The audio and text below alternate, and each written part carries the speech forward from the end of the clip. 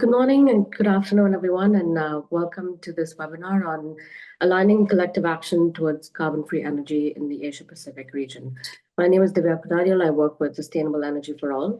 We're an independent organization hosted by UNOPS with a global mandate to accelerate progress on the energy transition in emerging and developing countries.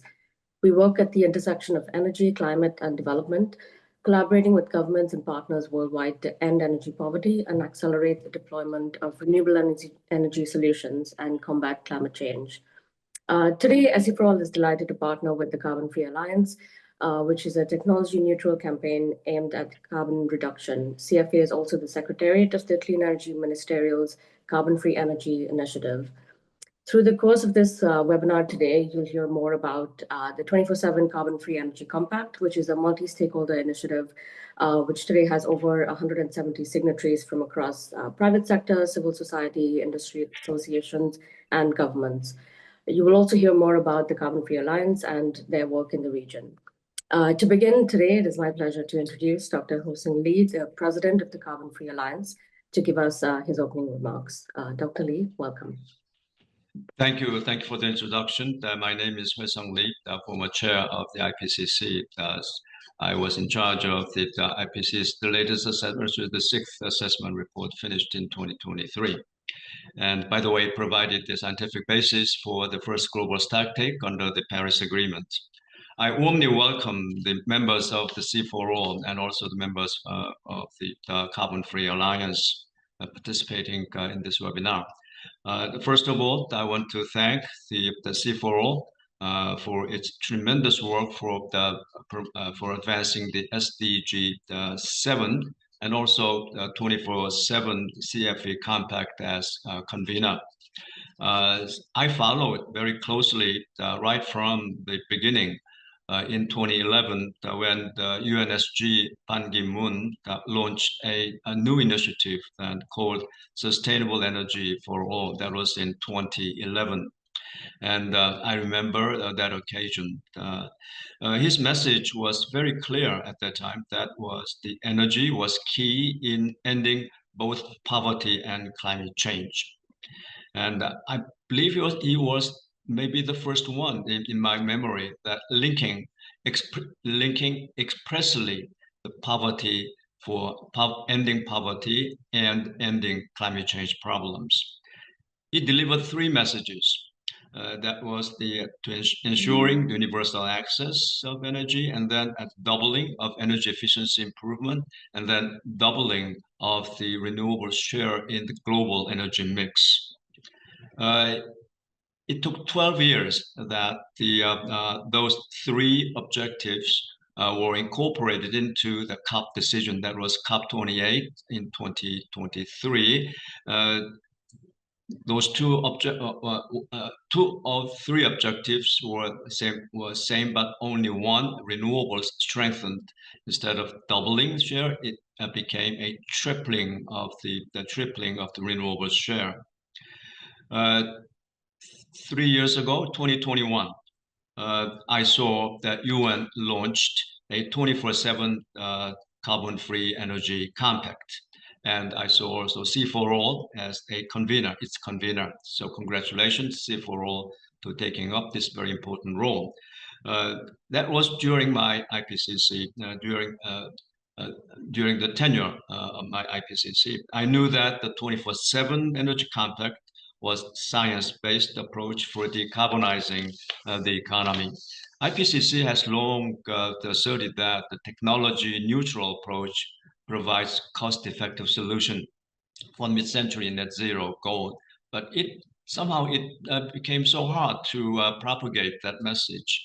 So I was very glad to see the UN embraced this technology agnostic approach for the having realistic solution for decarbonization.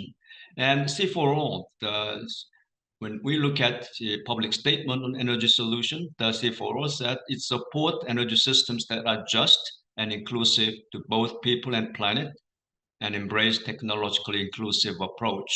We support the SEforALL's support for this energy system. we advocate, we endorse your position on this energy statement. Now, today's seminar and webinar is very timely.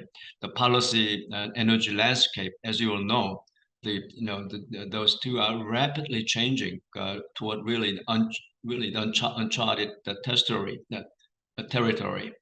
And then the second topic about the recent development in corporate standards, very timely. As you know, the last year, 2024, was the first year that CSRD was enforced, was implemented. So kind of some feedback would be very interesting at this point.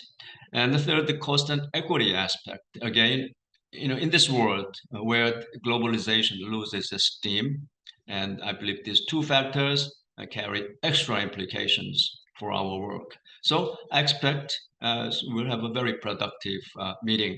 I thank the colleagues at the SEforALL and the Carbon Free Alliance for preparing this webinar, and also thank panelists and the participants in this webinar. Wish you a very, very meaningful meeting. Thank you. Thank you, Dr. Lee, for your remarks. And as I said before, SEforALL is delighted to partner with CFA for this webinar, but also for future collaboration. Thank you so much. I'm now going to invite my colleague Bala Vishwanathan, who is going to do a presentation on the 24/7 Carbon-Free Compact and also a recent guidebook that we launched. Bala, over to you. Super, thank you. Let me try sharing my screen. Can someone give a thumbs up if the screen is visible? Okay, awesome. So good morning, good evening, good afternoon to everyone, and thank you for joining us today at this webinar. And thanks for the wonderful opening remarks, Dr. Lee. I think through this presentation, I hope to sort of unpack some of the points that you had mentioned and wanted to talk about SEforALL's experience building coalitions towards carbon-free energy and wider SDG 7 action. So I think Divya had already touched upon this earlier in terms of what we do as SEforALL. One aspect that I would like to highlight is that we have a unique partnership with the UN, specifically UN Energy, which is a sort of a principal mechanism within UN to bring various UN bodies together to work on SDG 7. And one of the chairs is our CEO as well as the special representative for the Secretary General. And through this mandate, we have been supporting the UN Energy process for a while. And Energy Compacts is one such initiative hosted within UN Energy, and this has been a principal initiative which has helped us move forward on SDG 7. So it was launched in 2021, as Dr. Lee mentioned. Till date, we have over 200 proponents who have made commitments towards the compact process, including 30 member states. So the compacts, as you can see, achieve pretty significant, like the commitments made under the compacts are pretty notable in the sense there's over $1.4 trillion in financial commitments, but it also moves towards other SDGs like improving health services or electric vehicles or creating green jobs. So this compact has been a vehicle of carbon-free energy target setting through both member states, private sector, or various other stakeholders who can also submit a compact. In addition, we believe that there are certain issues which required a highlight or a spotlight, and carbon-free was one, and we also helped convene a principles-based multi-stakeholder compact called the 24/7 Carbon-Free Energy Compact.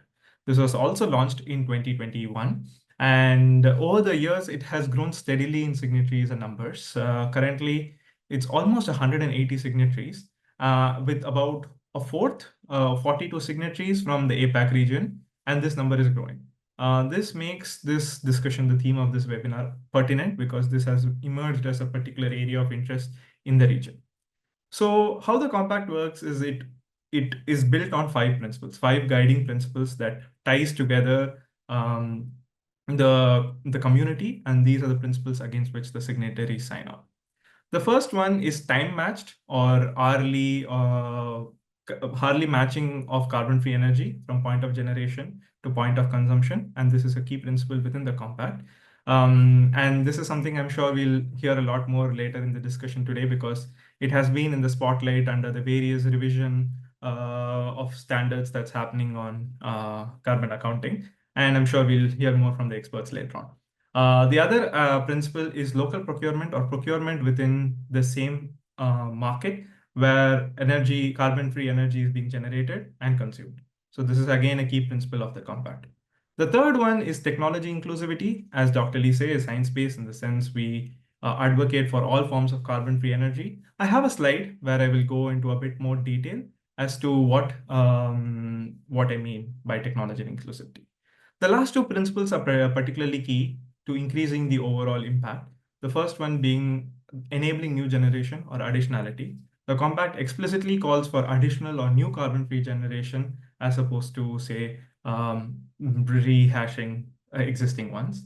And the last one is maximizing system impact.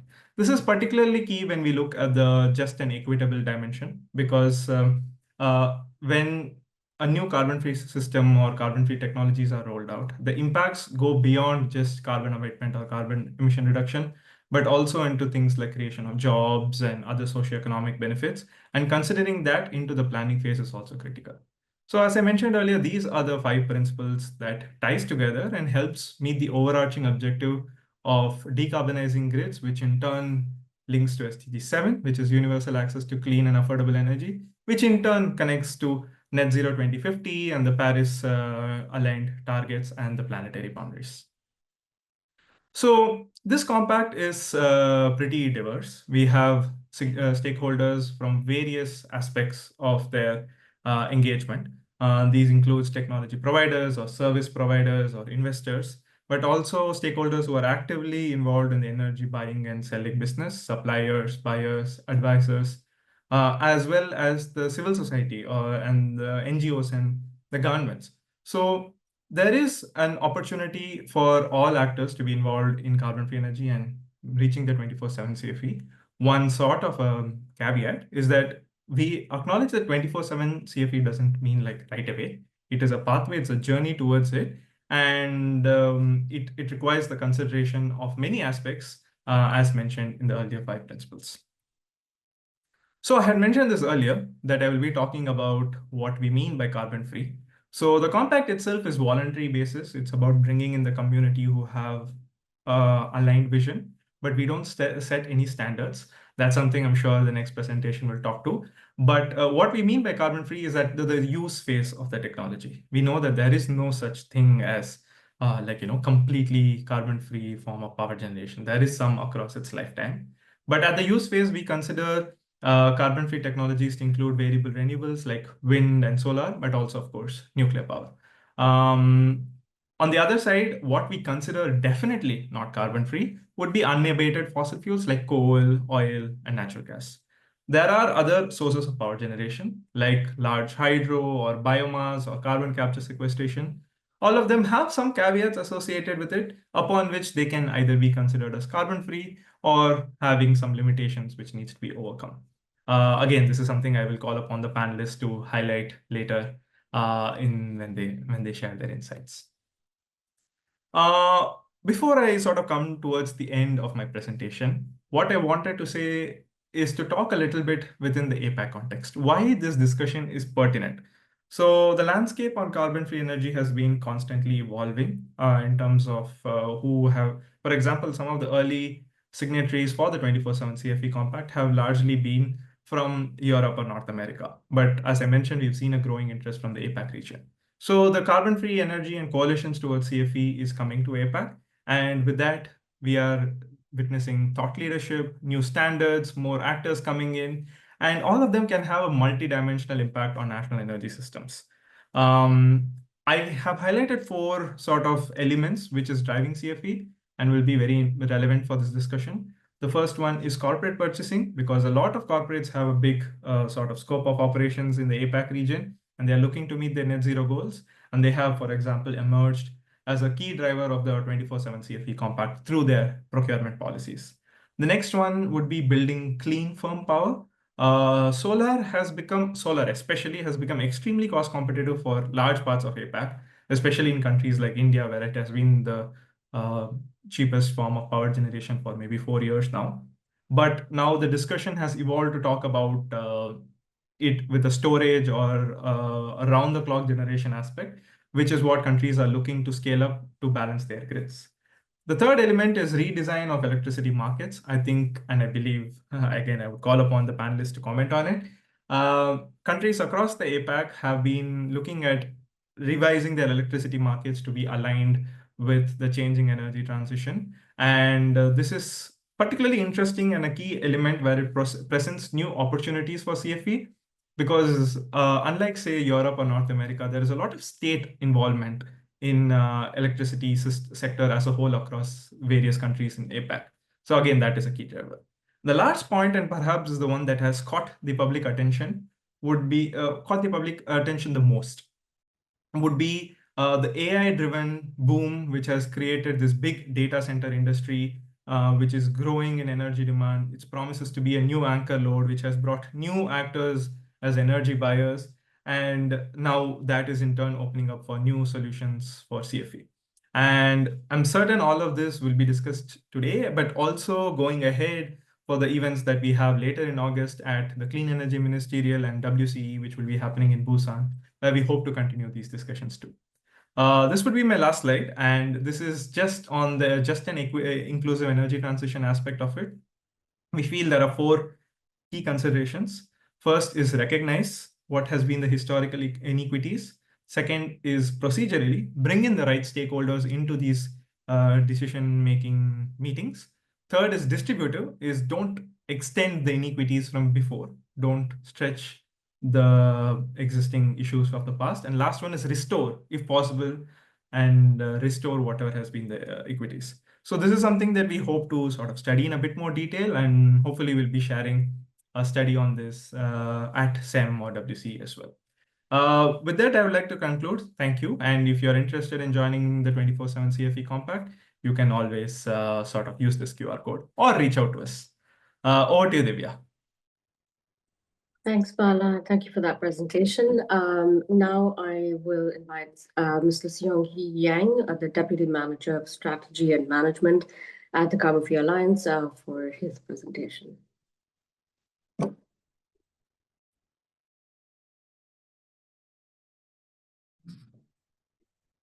So,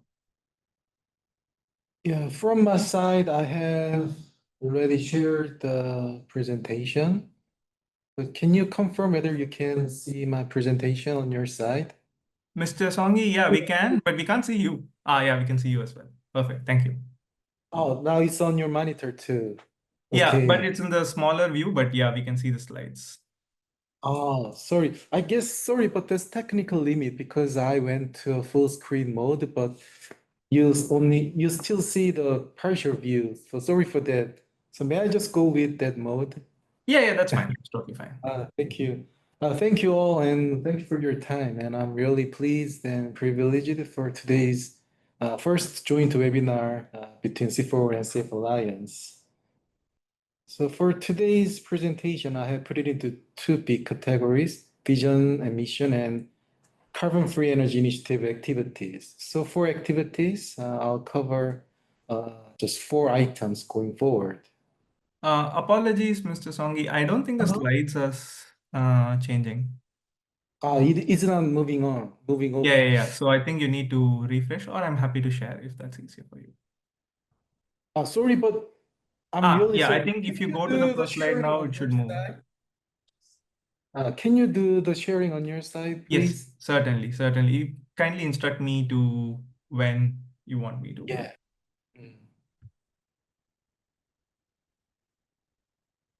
Yeah, not sure, but technical issues here. Yes. Yes. There you go. Thank you very much for your help, support. Yes, so once again, I'm very pleased. And yeah, can you go on to the next slide? Contents. Yes. Thank you. So I have put into 2 big chapters: vision and mission, and CFEI activities. So next slide, please. Yes. So Safe Alliance's vision is to align global carbon neutrality goal with local decentralized individual decisions, resulting in self-sustaining emissions reductions. So to fulfill that vision, we have 4 key missions. First is expanding access to carbon-free energy. The second, establishing globally harmonized carbon-free energy standards. And third is also very important, contributing to decarbonizing the hard-to-abate industrial sectors. And lastly, we are trying to reduce the divide between developed and developing countries in climate vulnerability and responses. And this mission is also well aligned with the SEforALL activities. The next slide, please. Yeah, I'll go walk you through CFE initiative activities. So this is a brief comparison between the representative voluntary campaigns. So RE100, we are quite well aware that it recognized only renewable energies, while 24/7 CFE of SEforALL and CFE initiative of CF Alliance are all technology inclusive, and we adopt all carbon-free energy sources.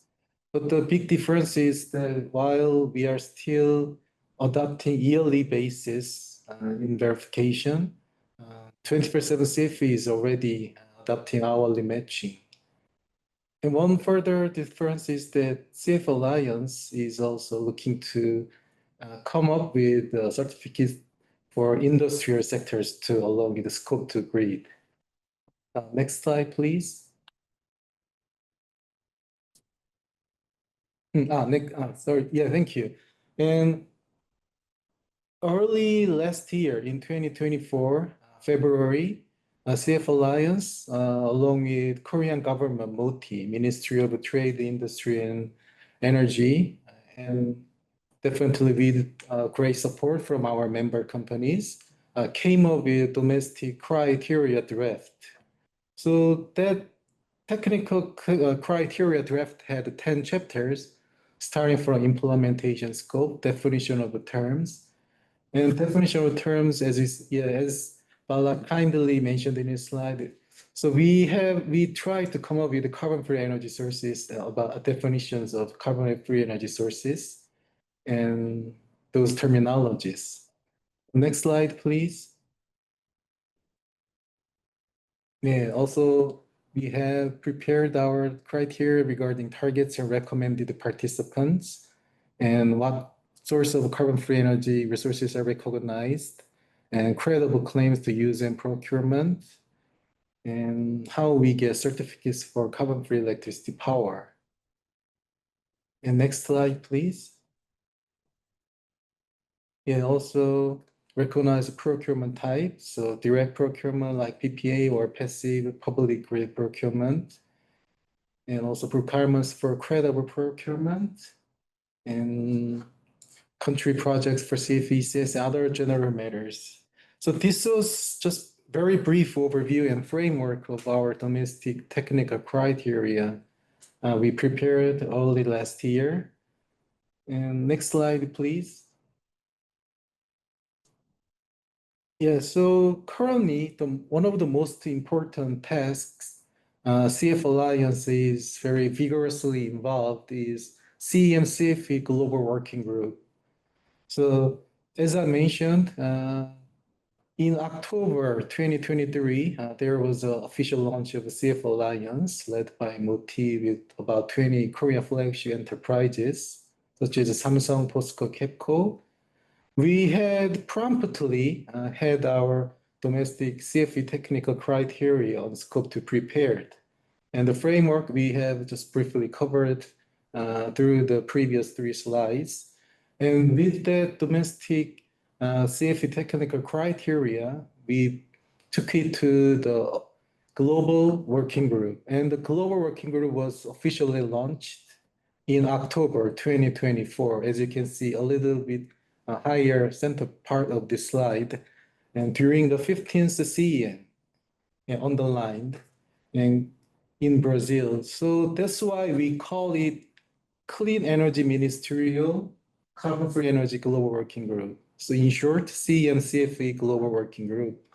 So initially we had 5 participants with Korea, Japan as the 2 co-leading countries, and UAE and Czech Republic, now the 2 participating countries, and IEA, one partner agency, International Energy Agency.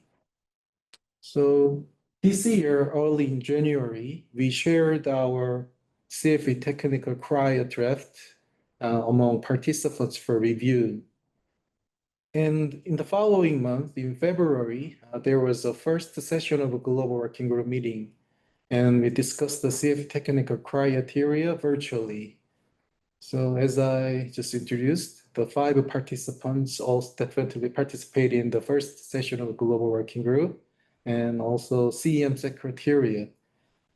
And mainly we could confirm and affirm that there was a consensus among participants on the need for carbon-free energy and a collaborative platform such as the CFE Global Working Group. And in April, there was a second session of a Global Working Group meeting in person in Seoul, and we discussed the revised CFE technical criteria. So the first session participants definitely participated, and there were more participants, 5 observers, IAEA, UK, Brazil, Netherlands, and Saudi. So we could see the heightened interest in our global working group and discussion on CFE technical criteria. So we reviewed some revised draft of the technical criteria and exchanged many views from participants. And the third session of a global working group meeting will be held during CM event in August 25 in Busan. And in May, there was a partnership MOU signing between SEBA and CFA. SEBA, as you know, is a Clean Energy Buyers Association based in the USA. And that partnership MOU made SEBA an official participant to our global working group since the MOU signing. So in third session of a global working group meeting in August, the SEBA will definitely participate as a new official member. Next slide, please. Yes, this is a very short-term and long-term future plans, very brief one. And for upcoming August, we have a couple of major events. Definitely CEM, where our third session of the CEM CFE Global Working Group meeting will be held. And also we are gonna have a very big session, CFE Technologies and AI. And regarding the session, we are definitely waiting for your confirmation about who will be a panelist from SEforALL for the session. So we'll be really welcome to your panelist in the session. And also, as we shared briefly in the previous communication with you, we are planning to propose a joint session with the SEforALL for August 26th. So hopefully we can review the possibility of the possible event on August 26th. And in APAC region, we are trying to expand our coordination and collaboration with other key players, and we are participating in IPEF in the first place in the Pacific Economic Framework. And also we are working in newly set up associations such as ANGIA, Asia Natural Gas Energy Association. And so we also look to broaden and strengthen our cooperation and collaboration in APAC region too. And hopefully SEforALL can work with us more vigorously going forward. And in the longer term, we are also working very hard on scope of technical criteria design. And as we saw in the previous slide, we are in the middle of very active discussion regarding scope 2 technical criteria establishment. But relatively, scope 1 is in a very early stage discussion. But it's vital for our mission of contributing to decarbonizing hard-to-abate industrial sector. So we are making a lot of effort for scope on technical criteria too. And hopefully, we'll definitely expand our global cooperation collaboration, including this very meaningful collaboration with the SEforALL. So that's all for my presentation today. So next slide, please. Yeah, thank you very much. So if you have any questions or suggestions, please feel free to reach out. So regarding definitely CF Alliance or KEPCO, I'll be happy to discuss and happy to stay in touch. Thank you very much. Thank you, Mr. Yang, for that comprehensive presentation. I just want to clarify one thing. SEforALL is not building the standard, but we definitely support and endorse other partners who are doing so. I also want to highlight, I think this is something that Bala missed out in his presentation, that we, on an annual basis, we do a survey from among our signatories to assess the progress made against the targets and see how actors are doing in this space. So we're currently in the process of that for this year. Many of you have already participated in that, so thank you. And the report will be published in September along the sidelines of the UN General Assembly. But once again, thank you, Mr. Yang, for your presentation. Now we will move on to the panel discussion. I'm going to invite the panelists, introduce the panelists. We have Mr. Sung Park, the head of consulting division at KEI Consulting.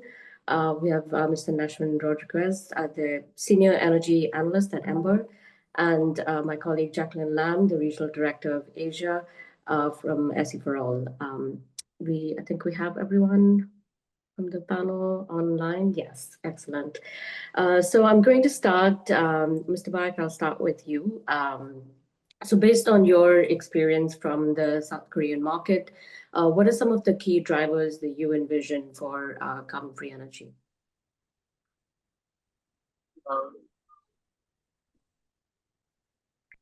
Sorry, we can't hear you.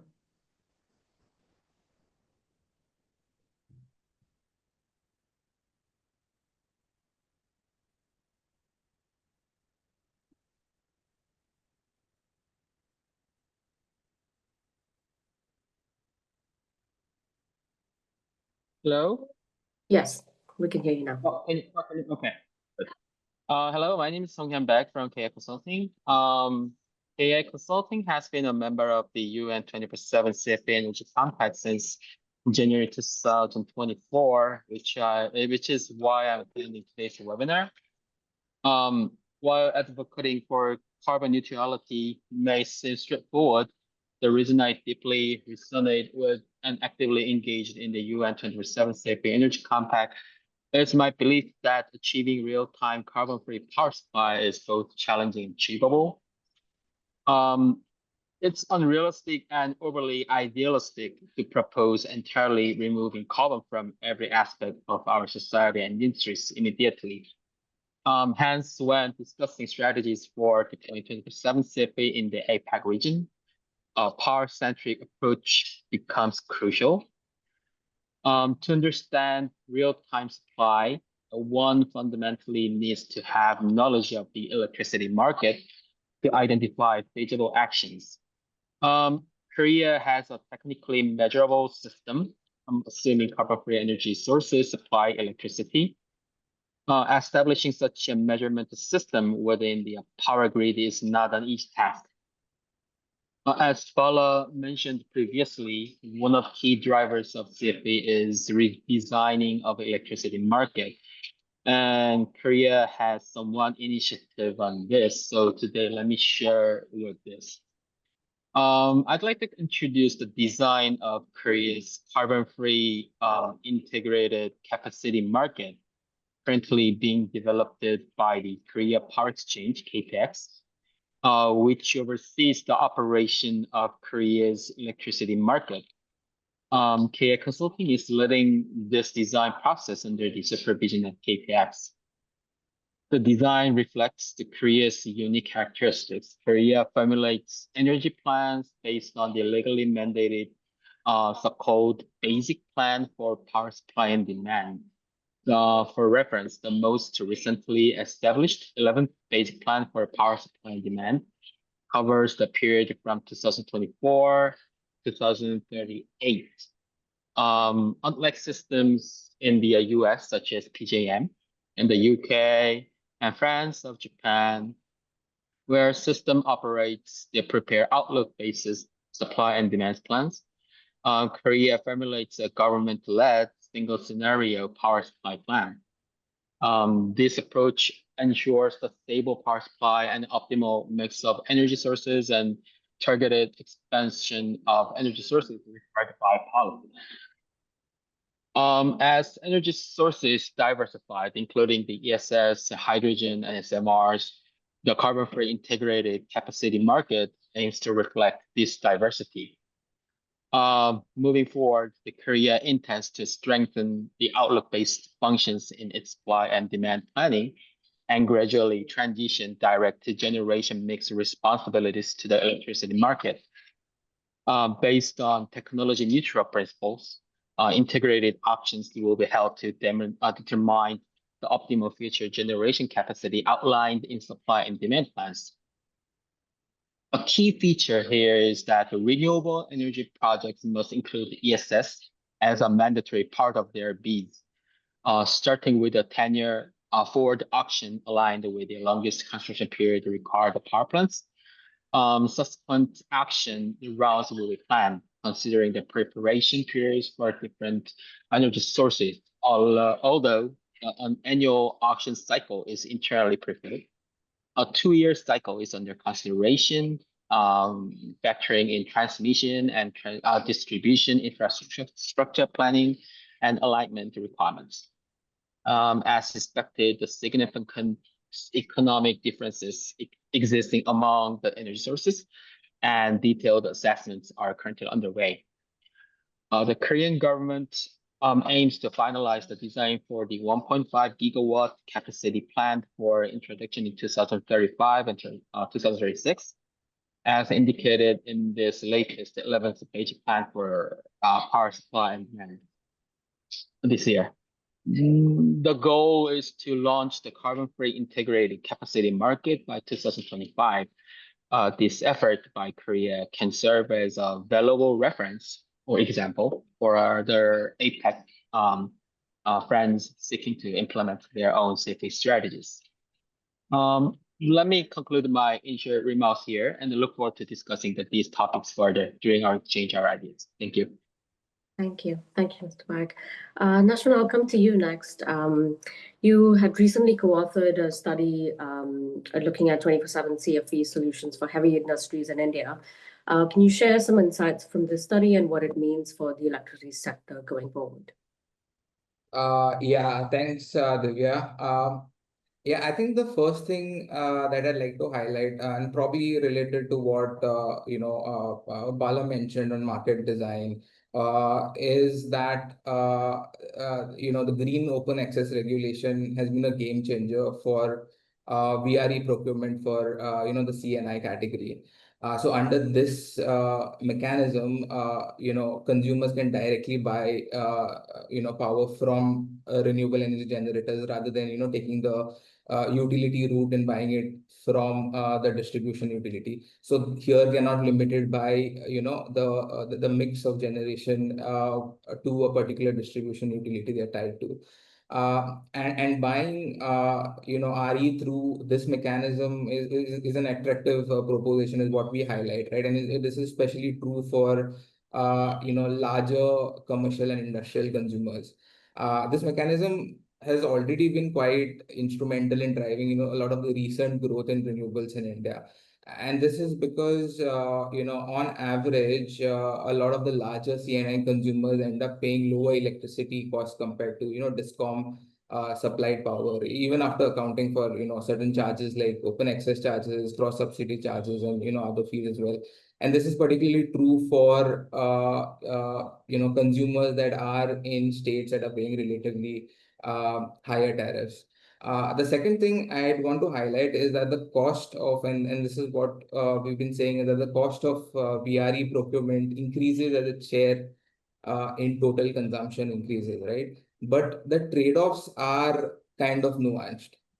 So as consumers try to go beyond 50% of their total electricity sourced from renewables towards 90% or even 100%, we do see a clear increase in cost. And this is because of the greater complexity in balancing supply and demand, and also the additional need or the additional investments that are required, particularly in storage.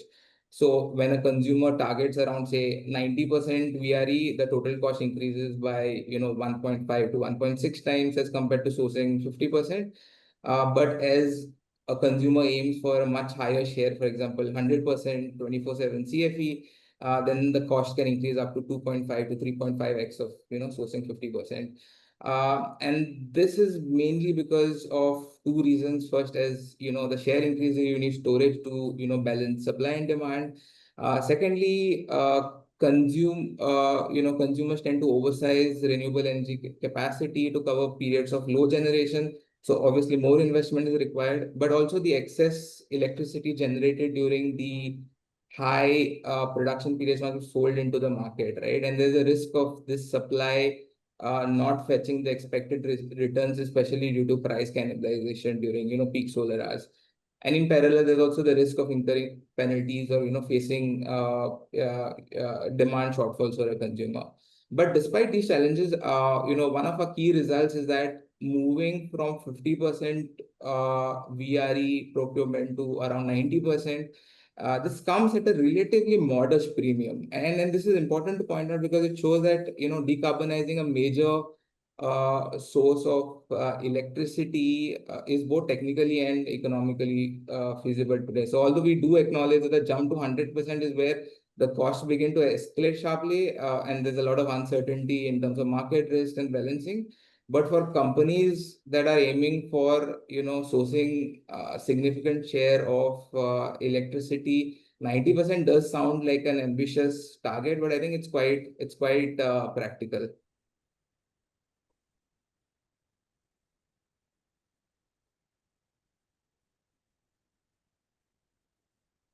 Thank you, Nashwan, for that. Jacqueline, I'll come to you quickly. This webinar is about CFE and APAC, but obviously APAC is covers a diverse range of markets. Can you speak to some examples of how CFE might play out differently across the region? Thanks very much, Divya. It's really great to be here with the very distinguished panel of fellow speakers.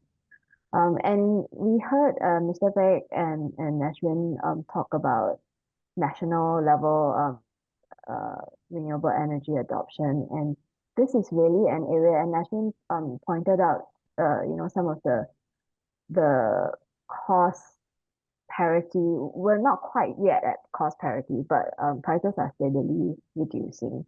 And we're seeing this very significantly, not just within national renewable energy adoption. Carbon-free energy targets have been very crucial, both at the national level in setting renewable energy adoption targets, but increasingly we're also starting to see regional demand for cross-border renewable energy trade as a result of carbon-free energy demand.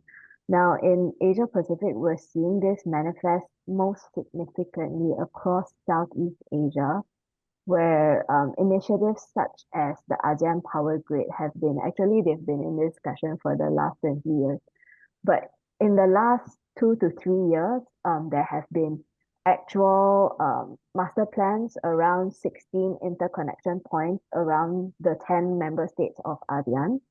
The first renewable energy electrons generated by hydropower from Laos, passing through Thailand, followed by Malaysia, and ending up in Singapore, have been transmitted. This was in late 2023. And there are now, discussions around PPAs and bilateral agreements, and MOUs have been signed across the different member states in ASEAN to facilitate further renewable energy adoption that is being driven both by the national green energy adoption targets. In particular, what we're seeing is this is being also influenced largely by a number of the countries with significant renewable energy generation potential, but with relatively lower energy consumption requirements. And then on the flip side of it, and the country that I wanted to mention as an example is Laos, for example, where they actually generate 80% of Laos energy generation is hydropower. And they, in fact, are able to export 70 to 80% of power generation because of their domestic low energy consumption requirements. They don't have heavy industries, for example, in Laos. And it's a largely agricultural jurisdiction. Now, in the case of Singapore, where because it is an island state with very little surface area, so solar or even hydropower solutions are not viable for Singapore. And therefore, Singapore is looking to import 30% of green electrons from around the region. And this is largely now generating the demand and also generating the ability to be price takers, right? To be paying and supporting not just the generation of green electrons from countries around the region, but also looking at where the power grid enhancements are needed and what kinds of investments are going to be needed in order to facilitate the cross-border electricity exports in the region. So I just wanted to use that as an example to say, that by and large today, when we look at CFE, we're also looking at CFE sources not just within the country, but geographically within the region where electricity imports can also be facilitated. Thank you very much. Thank you, Jacqueline. I'm going to do, I think the participants can put in questions in the chat, but before and while that's coming through, I'm going to do another round of questions for the panelists, but I'm going to challenge you all to respond in 2 minutes or less. So Mr. Mike, I'll start with you. What do you think are some of the key areas where coalitions towards CFE can coordinate and scale efforts in the region or even globally? Thank you for your question.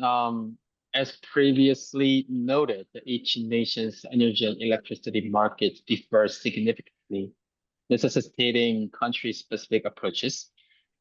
Universally applicable solutions does not exist. Therefore, the coalition should focus on identifying and sharing successful country-specific examples to inspire similar implementations as well.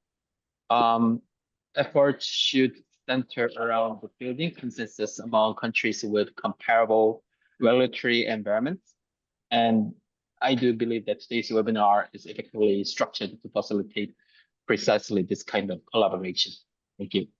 Right, thank you. That's a good perspective. Nashwin, to you, one of the key aspects of scaling CFE in APAC, especially 24/7 CFE, would be storage solutions. How can we integrate this into our CFE planning? Yeah, I think when you talk about storage, particularly battery storage, I think it's no longer a bottleneck. It's becoming more central to how we think about sourcing CFE. So until recently, battery storage was often seen like a limiting factor to achieving 24/7 CFE. And because of the high capital cost, we normally saw that it was sparingly used, right? It was kind of limited, and especially in the new in the older firm and dispatchable tenders that we saw in India, especially. But I think that narrative is changing. I think with the cost declines, we are seeing, storage being an important part in the whole mix that supplies 24/7 CFE. So now the question is not whether storage is feasible, but how much storage and what is a mix of solar, wind, storage and other technologies that would make sense. Secondly, storage is also an important risk mitigation tool. So it basically helps you deal with a lot of the uncertainty in supply and demand balancing, but also it will help cap the uncertainty around revenue realization, because a lot of the older systems that were trying to do 24/7 CFE were oversizing VRE and trying to sell that excess into the grid. So, storage in this particular battery storage helps cap the uncertainty around revenue realization, and also basically helps reduce the excess amount of electricity that has to be sold at prices that are uncertain. So yeah, cheaper BESS will help unlock a portfolio flexibility. It also helps manage risks and eventually make a higher VRE penetration feasible. Great, thank you. Jacqueline, how do you feel about corporates, especially corporate buyers, and what is the role they can play to scale up CFE in the region? Thanks, Divya. I think corporates have a very significant role to play, especially as we look at their activities around industrial parks, around data centers, and the PPAs that typically are undertaken in such settings. And the pricing signal that the corporates can then set in these settings, and the demand signal that the corporates provide in these settings are going to be really crucial in helping, especially countries in the region that are looking at developing their CFE targets, developing the infrastructure supporting CFE targets based on potentially the uptake from the industrial level, from the corporate level. So these are going to be really important factors in contributing feedback into policy making and into longer term target setting, as well as longer term investments into infrastructure, both for transmission as well as for energy storage, as really crucial points in informing CFE reliability of CFE and the scaling up deployment of CFE. Thank you. Great, thank you. I'm just gonna see if we have questions. Sorry. The first one is CFA connected to the Climate Group's 24/7 CFE coalition. No, but if not, there's a difference between CFA technical criteria and Climate Group's 24/7 CFE criteria. I'm not sure if Mr. Yang is still on the webinar and wants to take that on, or Bala, if you want to respond to that. Sorry to be hijacking the panel in that case, but maybe I can be very brief. In that sense that they're both coalitions working on carbon-free energy, and there is no publicly finalized technical criteria for either. So it's something that's being under revision. So I would say there might be differences potentially, but it comes down to what is the finalized standard. And this is a due process that's probably going to take a few months until it gets public. But yeah, CFA and Climate Group's 24/7 CFE coalitions are parallel initiatives, and as SEforALL and as the 24/7 CFE Compact, we are engaged with both as this webinar as well as with Climate Group. So yeah, there are a lot of coalitions on working towards carbon-free energy, and that's great to hear. Thank you. Thank you. I'm gonna yeah, just to the panel. There's a lot of Bala mentioned in his presentation as well. There's a lot of excitement around AI and energy. And this is to anyone on the panel. But how do you see AI or data centers as enablers of CFE?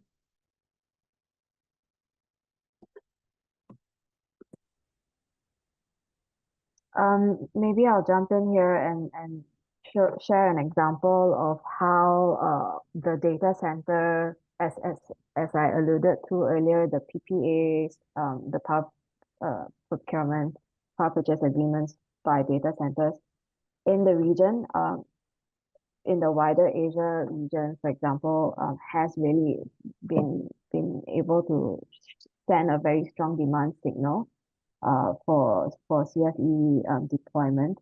So we've seen companies such as Microsoft, Amazon, Google, and their data center establishments, which are starting to also ramp up across Asia Pacific. And so these are starting to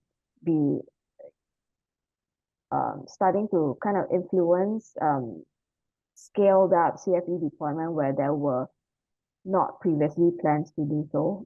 And so with these kinds of procurement on the AI and data servers front, I think that's one of the areas where the demand signal is very strong. On the sort of helping to manage CFE aspect, so SEforALL is also working on a series of incorporating AI into demand flexibility, looking at grid software and grid upgrades and responsiveness through the incorporation of AI as a solution as well. So this is another aspect where AI will also enable better management of the grid infrastructure to manage, of course, the VRE inputs into the grid with AI supporting better predictability and management of the grid transmission aspects as well. Thanks. Thank you. Nashwan, did you have your hand raised earlier? Yeah, just in addition to that, I think one point that I wanted to talk about was that with this new type, so CFEs or 24/7 CFE systems are something that are new to many countries, right?